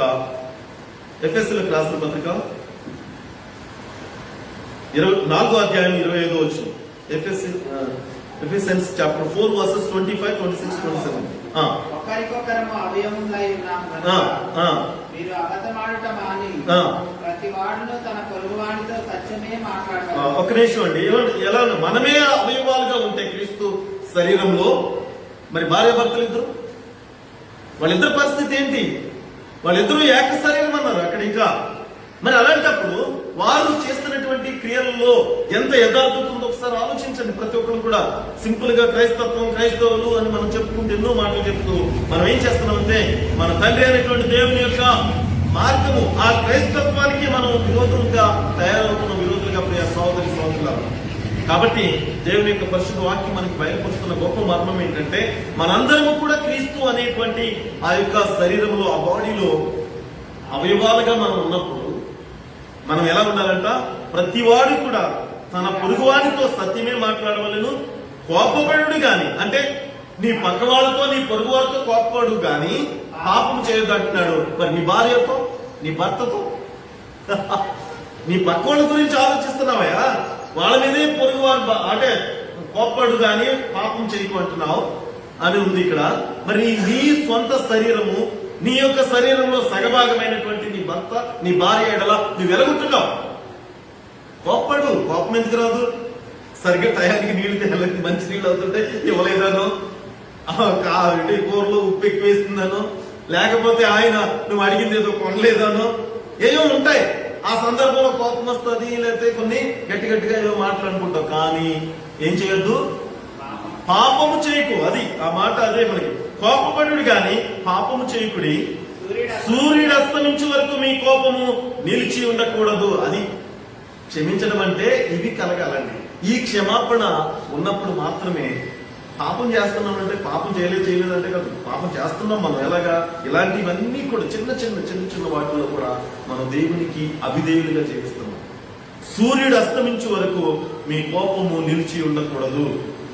27 చాలా మంచిది నాకు, అది చాలా తర్వాత కంటిన్యూషన్ లో 27 వచ్చింది. అపవాదికి చోటియకుడి. అది మీరు అలాగే ఉంచటం వల్ల, మీరు అలాగే ఉండటం వల్ల ఏమైపోయింది తెలుసా? సాతానుడికి సంతోషం వచ్చి కూర్చున్నాడు మధ్యలో. వీళ్ళిద్దరు ఒకటి కాదు, వీళ్ళిద్దరు వేరు అని మధ్యలో కూర్చొని ఏం చేస్తున్నాడు? ఇంకో రాయి వేస్తున్నాడు వాళ్ళ మీద. ఎంత ఎగోస్ అంటే మనకి భార్య భర్తలుగా, లేక అన్నదమ్ములుగా, లేక ఇరుగు పొరుగుగా, లేక ఎంత అంటే నేను ఏంటి ఏం తక్కువ, నేను మంచి ఉద్యోగం చేస్తున్నాను, నేనెందుకు వెళ్ళి క్షమాపణ అడగాలి అని పురుషుడికి ఉంటుంది. నేనెందుకు అడగాలి, నేను కూడా ఉద్యోగం చేస్తున్నాను అని స్త్రీకి ఉంటుంది. ఒకరికొకరు లేకపోతే పక్క వాళ్ళకి ఏం తక్కువ నాకు, వాళ్ళ మీద నేనేం ఆధారపడాల్సిన అవసరం అయితే నాకు అని ఆ కుటుంబం పక్క వాళ్ళ వేడల ఎంత ఘోరంగా తయారవుతున్నామంటే రోజు రోజుకి కూడా. సహోదరి సహోదరుడా, అది దేవునికి వ్యతిరేకంగా మనం తయారయ్యి సిద్ధపడుతున్నామని నీవు మర్చిపోతున్నా. ఒకసారి ఆలోచించండి. దేవుని బిడ్డలుగా మనం పాపాన్ని మనం ప్రోత్సహిస్తున్నాం, అపవాదికి చోటిస్తున్నాం. మేము చేస్తున్నటువంటి క్రియలు ఇదిగో ఇంత సంతోషాన్ని మాకిస్తున్నాయి. ఈ లోకరీతిగా ఎప్పుడు సంతోషాన్ని ఇస్తాయి, కానీ అది దేవునికి అవిధేయతని గుర్తించట్లేదు. అపవాదికి నీవు చోటిస్తున్నావని మాత్రం నేను గుర్తించట్లేదు. కాబట్టి ప్రియ సహోదరి సహోదరుడా, నీవు ఎలా జీవిస్తున్నావు ఒకసారి నీవే పరిశీలన చేసుకో. ఎలా జీవిస్తున్నావు? అందుకే ఇందాక ఆ మాట చదివినప్పుడు నాకు 11వ అధ్యాయం 1 కొరింథీయులకు రాసిన పత్రిక 7వ వచనంలో చదవబడినటువంటి మాటను బట్టి, నీవు పురుషుడు అయితే దేవుని పోలికయు మహిమయునై ఉన్నాడు కనుక తల మీద ముసుగు వేసుకోకూడదు. కానీ స్త్రీ పురుషుని మహిమై ఉన్నది కనుక మనం ఆమె ధరించాల్సినటువంటి అవసరం ఉందని. ప్రియ సహోదరి సహోదరుడా, ఈ ఇరువురు కూడా ఏకశరీరులుగా ఉన్నారు, దేవుని మహిమను కలిగి ఉన్నారు. కాబట్టి ఆ మహిమను మనం పోగొట్టుకున్నాం పాపము ద్వారా. ఎందుకంటే అది మళ్ళీ సబ్జెక్ట్ టాపిక్ వచ్చింది కాబట్టి అది తీసుకొచ్చాను. కానీ అది క్షమించడం అనేటువంటిది ఈ సబ్జెక్ట్ లో కాదు. నేను సపరేట్ గా దాని గురించి మాట్లాడాను రెస్పాన్స్ రాత్రి కూడా. చాలా సంతోషం అండి, చాలా బలాన్ని ఇచ్చింది అనుకున్నాను. నన్ను నేను సరి చేసుకోవడానికి ఎప్పుడు కూడా మొట్టమొదట నన్ను నేను సరి చేసుకొని నా యొక్క కుటుంబాన్ని, నా యొక్క సంఘాన్ని, నా యొక్క గ్రామాన్ని చేతనైనంత మట్టుకు, ఇంకా కొన్ని వచనాలు అది నీకు వినిపించలేదు, రాత్రి చదివాము. చేతనైనంత మట్టుకు మనం సహాయం చేయగలిగేలా ఉండాలి తప్ప, లేకపోతే అంటే ఊరికనే అంతే తప్ప అన్యాయం చేయొద్దు. వారితో ఆ కష్టం కలిగించడం వల్ల నీవు పాపాన్ని చేస్తున్నవే తప్ప నీవు వారికి సహాయం చేస్తున్న వాడివి, చేసిన ఆమెవి కాదు. కాబట్టి నువ్వు ఎలా జీవిస్తున్నావు ఒకసారి నీవే పరిశీలన చేసుకో. ప్రియ సహోదరి సహోదరులారా, నీవు ఏ రీతిగా నీవు దేవుని యొక్క మహిమ కలిగి ఉన్నటువంటి కుమారుడిగా, కుమార్తెగా ఈ రోజు నీవు పాపంతో దేవుని నుండి దూరం అయిపోతున్నావు. దయచేసి లూకాసు వార్త 18వ అధ్యాయము లూక్ చాప్టర్ 18 వర్సెస్ 13, 18వ అధ్యాయము 13వ వచనం. అయితే సుంకరి దూరముగా నిలుచుండి ఆకాశము వైపు కన్నులెత్తుటకైనను ధైర్యము చాలక రొమ్ము కొట్టుకొనుచు, దేవా పాపినైన నన్ను కరుణించుమని పలికెను. అదే అండి నీవు నేను చేయాల్సినటువంటి ప్రార్థన, అది నీవు నేను మొరపెట్టాల్సినటువంటి మార్గం. అది ఎలాంటి వాడు? పరిచయుడు ప్రార్థన ఎలా ఉంది, సుంకరి ప్రార్థన ఎలా ఉంది? అదిగో అక్కడ ఉన్నటువంటి ఆమె లాంటి పాపిని కాదు అనేమో ఈమె చేస్తుంది, ఈయన లాంటి పాపిని కాదనేమో ఆయన చేస్తాడు. మన యొక్క ప్రార్థన విజ్ఞాపనలు ఎలా ఉంటాయో ఒకసారి ఆలోచించండి. అయ్యయ్యో నేను ఎన్నో మంచి కార్యాలు చేస్తాను కాబట్టి నా అంత నీతిమంతుడు లేడు, నీతిమంతురాలు లేదు అని నేను చేస్తాను. నా నీతి ఎలాంటిదో దేవుని యొక్క పరిశుద్ధ వాక్యం చాలా స్పష్టంగా తెలియపరిచింది. కనుక ప్రియ సహోదరి సహోదరుడా, నీవు చేతనైతే నువ్వు ఎలా చెయ్యి? సుంకరి వలె, సుంకరి దూరంగా నిల్చుండి ఆకాశం వైపు కన్నులెత్తుటకైనను ధైర్యము చాలక రొమ్ము కొట్టుకొనుచు, దేవా పాపినైన నన్ను కరుణించు అని నువ్వెప్పుడైతే ప్రార్థన చేస్తావో దేవుడు నీ యొక్క ప్రతి విజ్ఞాపన కూడా వినటానికి సిద్ధంగా ఉన్నాడు. ఆయన రోగుల కొరకే వచ్చాడు, పాపుల కొరకే ఈ లోకానికి వచ్చాడు. కాబట్టి నీకు కలిగినటువంటి పాప రోగాన్ని తీసివేయడానికి ఆయన సమర్థుడు. నీకు మళ్ళీ తిరిగి ఆ యొక్క మహిమ వస్త్రాన్ని ఇవ్వటానికి ఆయన సిద్ధంగా ఉన్నాడు. నీలో ఏ పాపం అప్పుడు కనపడదు కాదు, ఎందుకంటే ఆయన మహిమ గల వస్త్రాన్ని నీకు ఇచ్చినప్పుడు. సహోదరి సహోదరుడా, అది నీకు అంగీకారమేనా? నీవు సిద్ధంగా ఉన్నావా? కానీ అనేక మంది ఏమనుకుంటారంటే మేము జ్ఞానవంతులము, అనేక మంది ఇప్పుడున్నటువంటి యొక్క శాస్త్రీయమైనటువంటి పరిజ్ఞానం ద్వారా వారిని వారే బహుగా ఏమనుకుంటారంటే పెంపొందించుకుంటారు, గొప్పగా చెప్పుకుంటారు, గొప్పగా వారు ఊహించుకుంటుంటారు. ఏ విధంగానంటే మేమేదో సమాజాన్ని ఉద్ధరించేస్తాం, సమాజానికి నేనే, ఎందుకంటే నా జ్ఞానాన్ని బట్టే నేను సహాయపడగలుగుతాను అనుకుంటారు. ఇదంతా చాలా మందికి ఈ యొక్క 20th సెంచరీలో వచ్చినటువంటి ఆలోచన. 20వ శతాబ్దంలో చాలా మందికి అదే గొప్ప ఆలోచనతో ఉన్నారు, అవునా కదా? ఎందుకని 20th సెంచరీలో మేమే మా యొక్క జ్ఞానం ద్వారా మేము ఈ యొక్క ప్రపంచాన్ని కంప్లీట్ గా మార్చగలుగుతున్నాం. అప్పుడే ఆ టైంలోనండి 2000 ఇయర్లో అందరూ కూడా ఈవెన్ 1999లో చివరి డిసెంబర్ 31 కల్లా కంప్లీట్ గా చాలా మంది సిద్ధపడిపోయారు. మొత్తం ఈ యొక్క యుగం అంతం అయిపోతుంది, సృష్టి అంతం అయిపోతుంది అని. అదే టైంలో కంప్యూటర్ అంటే అంతకు ఎప్పటి నుంచో ఉంది, కానీ మన వాడుకలో కంప్యూటర్ అప్పుడు ఎక్కువగా ఇంకా పరిజ్ఞానంలోకి వచ్చింది. కాబట్టి అందరూ కూడా 1999 తర్వాత ఏ సంఖ్య పెట్టాలో ఇయర్ పేరు కూడా అక్కడ ఎంటర్ అవ్వట్లేదని అదొక టాక్ అప్పట్లో. మరి ఎంతమందికి గుర్తుందో తెలియదు, కానీ మీకు ఒకవేళ ఇప్పుడున్న కంప్యూటర్ పరిజ్ఞానం ఉన్న ప్రతి అవనస్తులకి తెలియాలి కూడా, తెలుస్తుంది ఆ రోజుల్లో. అందుకే దానికి ఒక నేమ్ పెట్టారు తెలుసా? 2000 అని పెట్టలా, 2000 అని ఎంటర్ చేయలేదు దాని మీద. ఏమని తెలుసా? Y2K అనేటువంటి ఆ యొక్క నంబరు టైప్ చేసిన తర్వాత మళ్ళీ కంప్లీట్ గా ఆ యొక్క సిస్టమ్ అంతా కూడా అప్డేట్ అయినట్టుగా అప్పట్లో చెప్పారు, Y2K అని. ఆ రోజుల్లో అలాగే రాసేవారండి, Y2K 2000 అని కూడా రాసేవారు కదా, సింపుల్ గా Y2K అని రాసేటువంటి వారు. అంటే గొప్ప పరిజ్ఞానంతో ఈ యొక్క 20th సెంచరీలో ప్రతి ఒక్కరు కూడా వారి జ్ఞానాన్ని బట్టి వారు ఆ రీతిగానే ఆలోచించేవారు, ఆ రీతిగానే ఆలోచించారు. కానీ మీకు తెలుసు కదా, ఇప్పుడున్నటువంటి యొక్క ప్రస్తుత దినాల్లో జీవిస్తున్న మనందరికీ తెలుసు కదా, ఏంటో తెలుసా? పూర్వం కంటే కూడా మరీ ఎక్కువగా ఇప్పుడు జరుగుతున్నటువంటి ఈ యొక్క పరిస్థితులు ఏంటో తెలుసా? దౌర్జన్యం ఎక్కువ జరిగింది, ఎక్కువ మంది మీద దౌర్జన్యం ఎక్కువ జరిగింది, అనాగరికంగా ప్రవర్తించడం ఎక్కువైంది. అలాగే అధిక సంఖ్యలో అసలు ఒకరికొకరు చంపుకోవడం ఎక్కువైంది. ఏమైపోయింది నీ జ్ఞానం? ఏమైపోయింది నీ పరిజ్ఞానం? ఏమైపోయింది? ఈ యొక్క 20th సెంచరీలోనే మరీ ఎక్కువ మరణాలు చూస్తాం మనం, అవునే కదండి? ప్రతి చిన్న బిడ్డల మీద, ప్రతి బలహీనుల మీద, లేకపోతే విచక్షణ జ్ఞానం లేకుండా వారు చేస్తున్నటువంటి క్రియలు ఎంత ఘోరమైనటువంటి క్రియలు అంటే అసలు ఎప్పుడన్నా విన్నామండి? మంత్స్ బేబీ వికృతంగా పాడు చేయటమా? ఎంత ఘోరమైనటువంటి మాటలు మనం వింటున్నాం. ఏ సెంచరీలో మనం ఉన్నాం చూడండి, ఏ దినాల్లో, నెలల పాపన. సహోదరి సహోదరులు, ఇంత ఘోరమైనటువంటి దుస్థితుల్లో దినాల్లో మనం జీవిస్తున్నాం. కాబట్టి పరిజ్ఞానంతో మేమేదో ఉద్ధరించేస్తామని అనుకున్నారు, కానీ రే సహోదరి సహోదరులుగా వారి జ్ఞానం ఎలాంటిదంతా రోమిలకు రాసిన పత్రిక 1వ అధ్యాయము 22వ వచనం నుంచి మనం చూసినట్లయితే 1వ అధ్యాయం 22వ వచనం నుంచి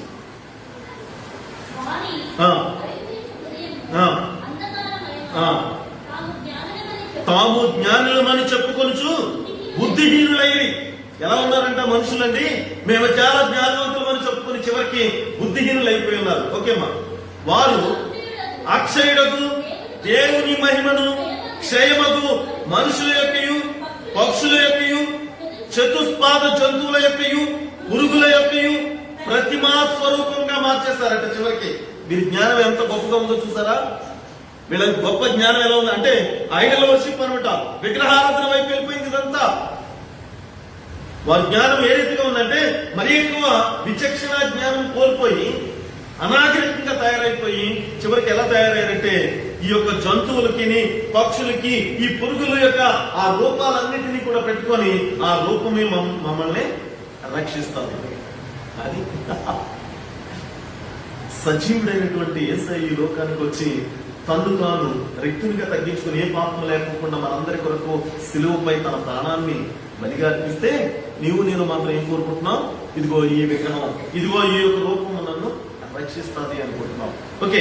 ఈ హేతువు చేత వారు తమ హృదయముల దురాశలను అనుసరించి తమ శరీరములను పరస్పరము అవమానపరుచుకున్నట్లు దేవుడు వారిని అపవిత్రతకు అప్పగించెను.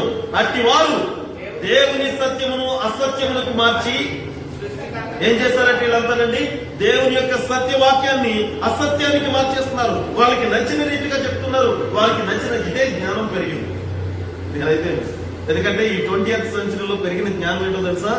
వారికి వారు చాలా ఉన్నతమైన వారుగా చెప్పుకుంటూ వారి మీద వారు ఆధారపడి దేవుని యొక్క సత్యాన్ని కూడా అసత్యానికి మార్చేశారు. ఓకే. సృష్టికర్తకు ప్రతిగా సృష్టమును పూజించి సేవించి యుగముల వరకు ఆయన స్తోత్రార్హుడై ఉన్నాడు.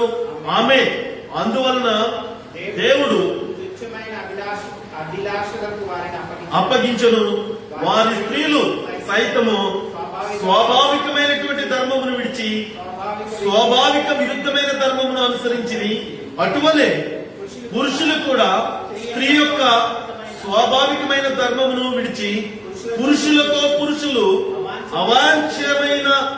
అవాంఛనమైనది చేయుచు తమ తప్పిదమునకు తగిన ప్రతిఫలమును పొందుచు ఒకరి ఎడల ఒకరు కామాతురులై మరియు వారు తమ మనసులో దేవునికి చోటియ్య నొల్లకపోయేది కనుక చేయరాని కార్యములు చేయుటకు దేవుడు భ్రష్ట మనస్సునకు వారిని అప్పగించను.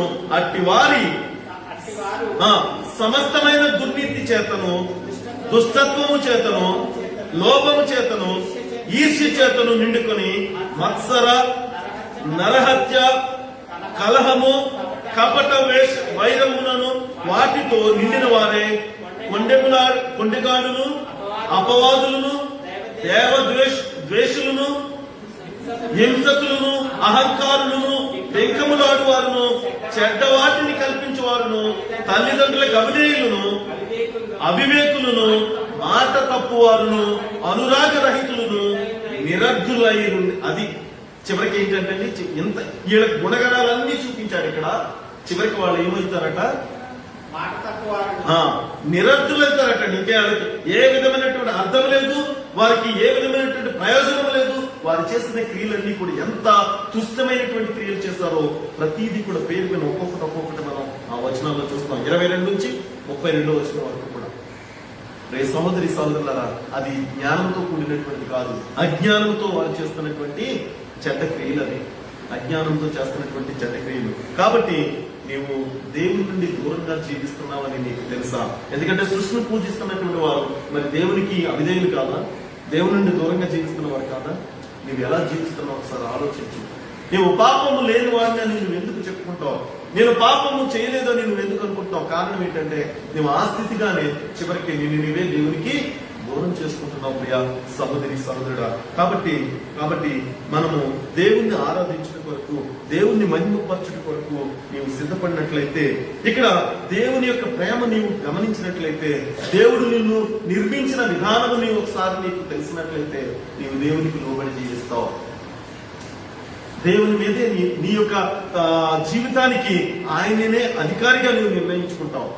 నీవు చేయ ప్రతి క్రియకు కూడా ఆయనకే నీవు లోబడి జీవిస్తావు, ఆయనకే అధికారాన్ని ఇస్తావు. అది నువ్వు చేయగలుగుతున్నావా? అది నీవు చేయగలుగుతున్నావా? నీవు ఆయన్ను స్తుతించుతూ, ఆయనను మహిమపరుస్తూ, ఆయన ఘనతకు, ఆయన యొక్క సమాధానాన్ని పొందుకోవటానికి నీవు గనక నీ సిద్ధంగా ఉన్నట్లయితే, నీవు ఇదే మిక్కిలి అనుకూలమైన సమయం. చివరిగా రోమీయులకు రాసిన పత్రిక 2వ అధ్యాయము 5వ వచనం నుంచి 10వ వచనాలు చదువుకుని మనం యొక్క వర్తమానాన్ని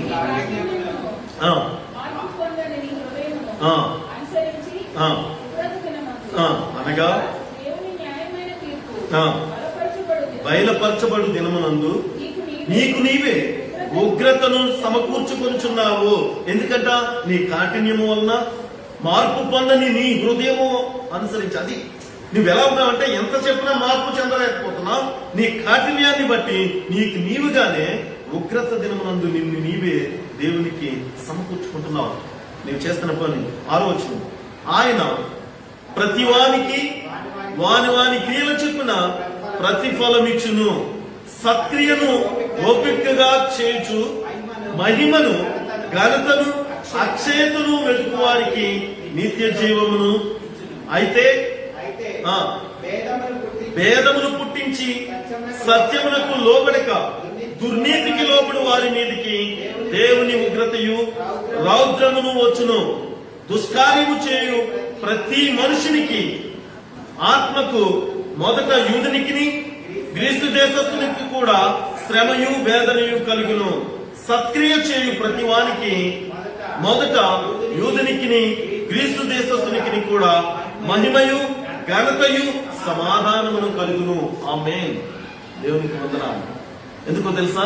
నీవు అది ఎలాంటి వాడువైనా, నీవు పాపివైనా, సుంకరి వలె నీవు కనుక ప్రభువా నేను పాపి నన్ను కరుణించు అని దేవునిపై ఆధారపడినట్లయితే, ఆ యొక్క దేవుని యొక్క మహిమ, ఘనత, సమాధానము నీకు దొరుకుతుంది.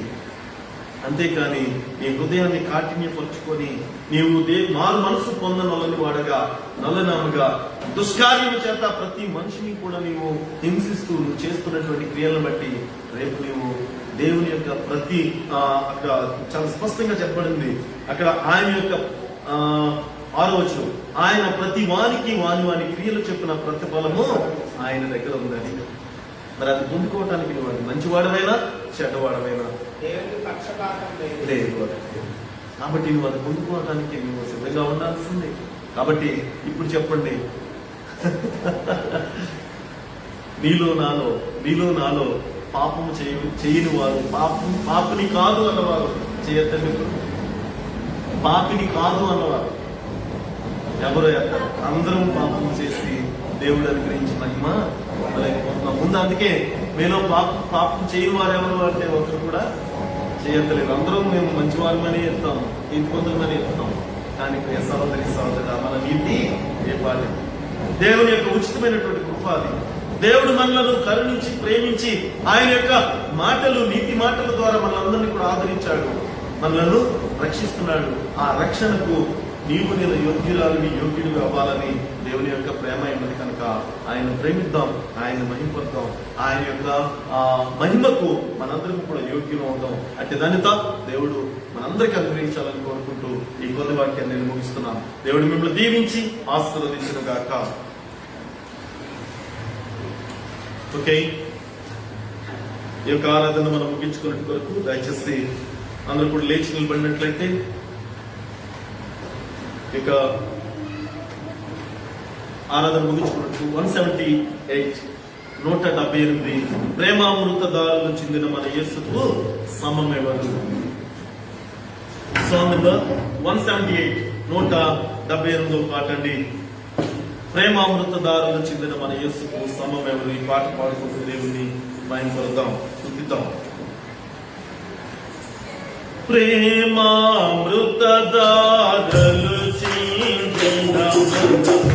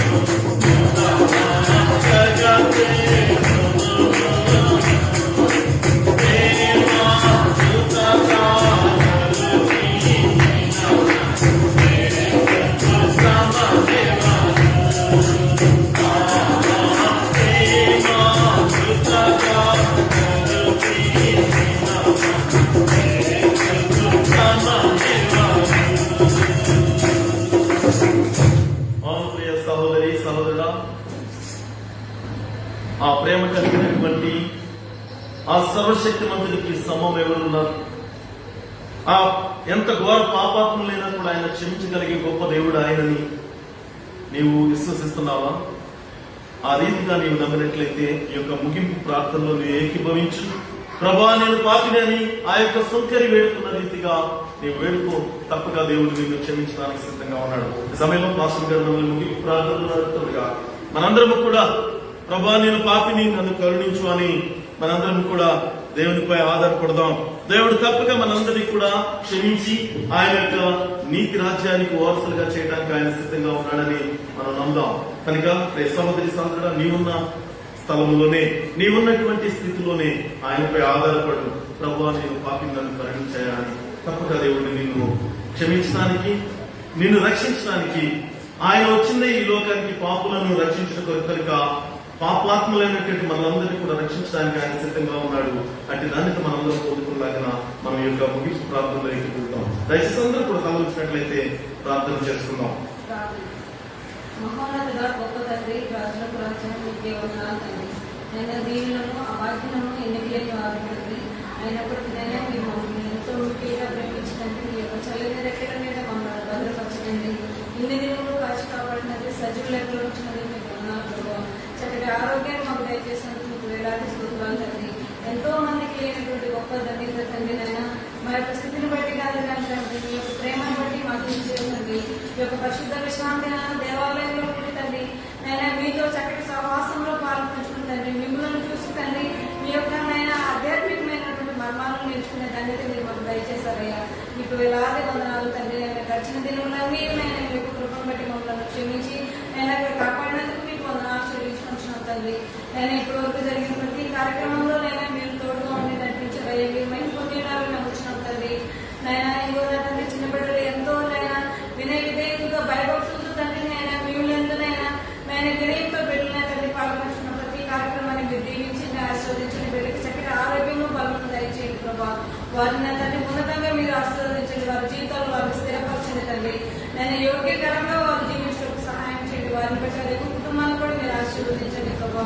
నేను మీకే ఆశీర్వదించుకుంటున్నాం తండ్రి. అదేవిధంగా సభాపడి మాటల ద్వారా మీరు మాతో మాట్లాడి తండ్రి నైనా అనేకమైన మర్మాలు మాకు బయలుపరచారయ్యా. మీకు వేలాది స్తోత్రాలు ప్రభా. అవును తండ్రి, మీరు ప్రేమామయుడు తండ్రి. నేను అట్టి ప్రేమను మేము కలిగి జీవిస్తుంది మీ యొక్క ప్రేమగా తండ్రి పొందుకునే ఆధిక్యత అందరికీ దయచేయండి ప్రభా. ఇప్పటి వరకు తెలిసి తెలియక తండ్రి అనేక విషయాల్లో మీకు దూరంగా జీవించాం తండ్రి. అనేక విషయాల్లో మీ యొక్క ఆజ్ఞకు తండ్రి విరుద్ధంగా జీవించాం తండ్రి. మమ్మల్ని క్షమించండి ప్రభా. నాయన విన్న వాక్యాన్ని బట్టి, నేర్చుకున్న పాఠాన్ని బట్టి తండ్రి మేము నా తండ్రి నాయన స్థిరంగా బలంగా విశ్వాసంలో నిలబడి తండ్రి నేను మీ కొరకు ఎదురు చూస్తుందండి. నేను మీ కొరకే జీవించే జీవితం మాకు అలవర్చండి ప్రభా. మా యొక్క హృదయాల్లో ఉన్నటువంటి లోక తలంపులను, క్రియలను సమస్తమును తీసివేయండి తండ్రి. మమ్మల్ని మేముగా విశ్వాసంలో బలపరచుకోలేము ప్రభా. మీ యొక్క ఆత్మకార్థాలు మాకు తోడుగా ఉంచండి ప్రభా.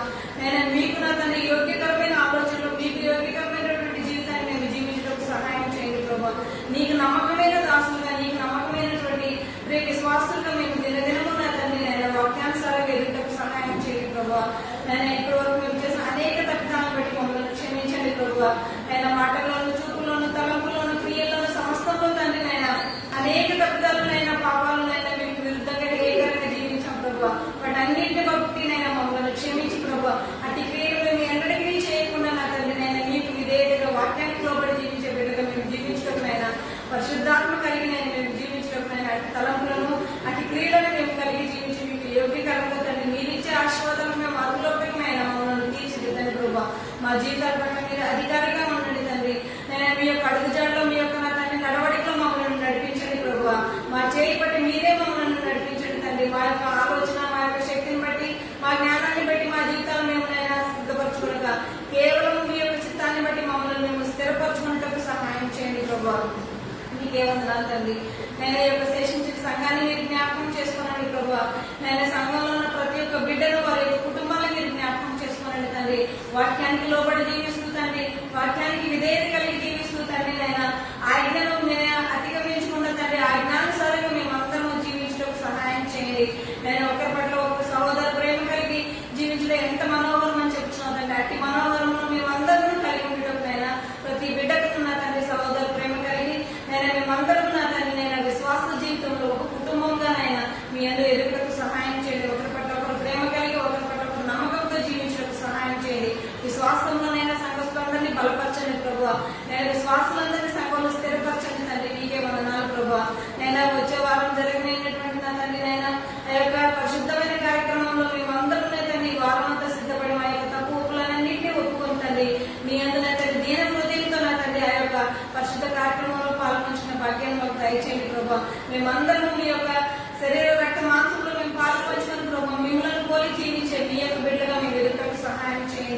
నేను కూడి వస్తున్న ప్రతి ఒక్క బిడ్డను మీరు మెండుగా దీవించండి, ఆశీర్వదించండి తండ్రి.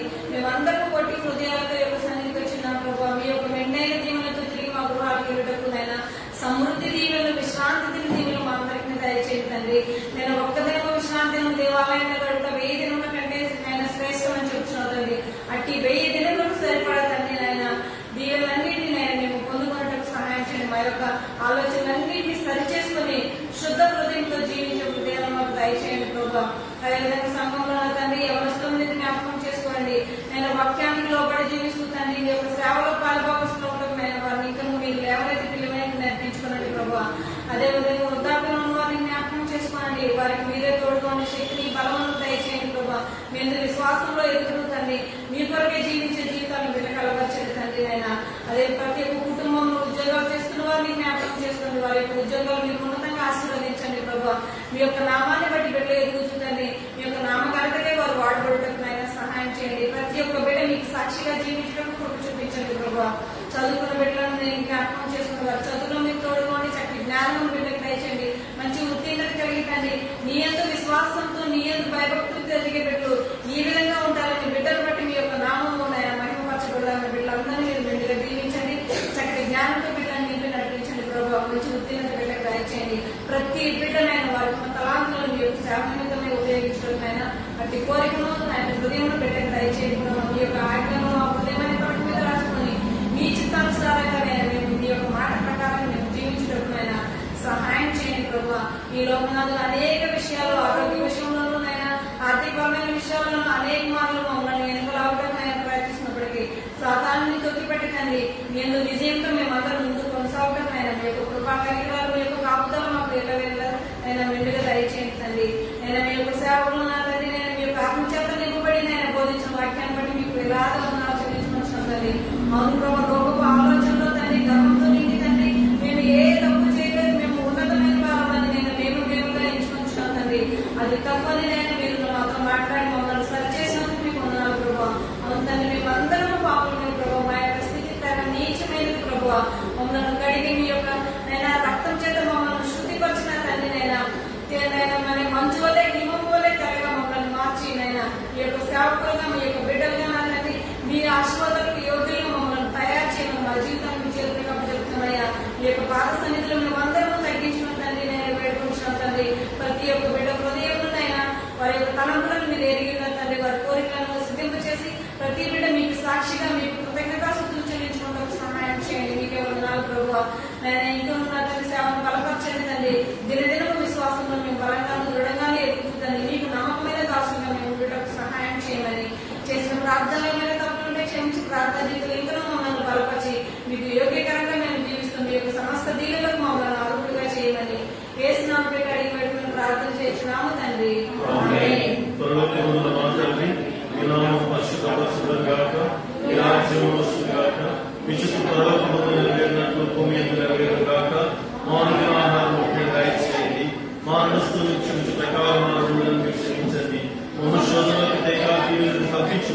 రాజ్యము శక్తి మహిమయు నిరంతరము నీవే నావు తండ్రి. ఆమేన్. మన తండ్రి అయిన దేవుని యొక్క ప్రేమయు, కుమారుని యొక్క కృపయు, పరిశుద్ధాత్మ యొక్క అన్యోన్య సహవాసము ఇక్కడ చేరి ఉన్న మనందరికీ, ఆయా ప్రాంతాలలో ఆయనను స్తుతిస్తున్నటువంటి బిడ్డలకును, మరి ముఖ్యంగా ప్రపంచమంతా ఎంతో బలహీనులుగా ఉండి ఈ యొక్క అనారోగ్యాలతో బాధపడుచు దేవుని యొక్క సహాయం కొరకు ఎదురు చూస్తున్నటువంటి బిడ్డలకును ఇప్పుడును ఎల్లప్పుడూను సదాకాలము తోడయుండును గాక. ఆమేన్.